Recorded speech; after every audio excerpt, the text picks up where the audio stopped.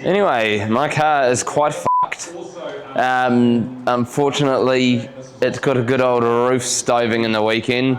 There's a Pro 4 passed us over the start-finish line jump and went real deep and just carried a heap of speed into the jump and made contact over the lip. So just one of those things when you're racing, everyone's pushing and wants the win, I guess. But unfortunately, we do have a lot to fix. So my mate Rick has got his vehicle bipped in to get a new pickup and sump just because it was starting to leak, and I'm like, hey Rick, want to do some work? So he's gone out to Wilson's to get another body and some brand new guards, which I just sold him, which I've now unsold him, and things are having to escalate because it's supposed to be a cover car for the full drive magazine. So we have under 2 weeks to fix it, and I am down a mechanic. Even my media guy is hobbling because they set a trend of ankle deletes in one weekend. So luckily, 3 people that work here are good at panel beating and fixing chassis and stuff like that. So he's got the porta power on the job. Looks like something he might keep in his top drawer. And we've got a fair few bars and stuff to change in the cage. And yeah, it's going to be a bit of a mission.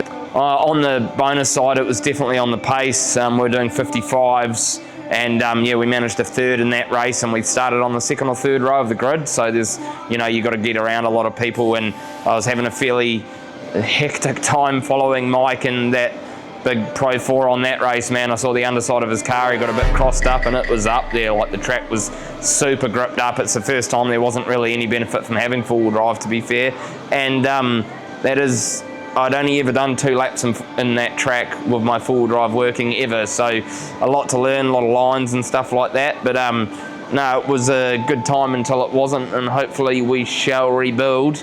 Nothing that a good old bank siphoning won't fix.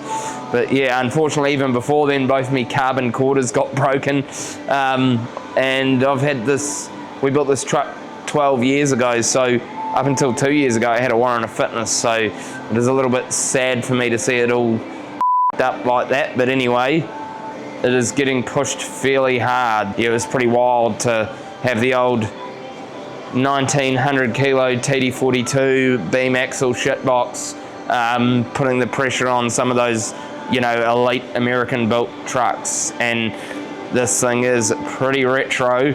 It's still running a Patrol steering box, Patrol chassis, Patrol diff housings, albeit a reasonably good motor. The block and head and pistons are all stock. It's just got the crank and rods for reliability and roller rockers because the old flat tappets and stock push rods did not love the rev. So yeah, it's not as worked as you'd think. I mean, shit, factory alternator, factory power steering pump, you know, stock sump, stock oil filters, all of that stuff. It's got a Toronto LSD in the front and just a spool in the back. So yeah, off the shelf rotors and just some better brake calipers. So doesn't even have a brake booster or clutch booster. So we have developed it to the point that it is relatively rapid for an old pushrod diesel that was 46 horsepower to start with.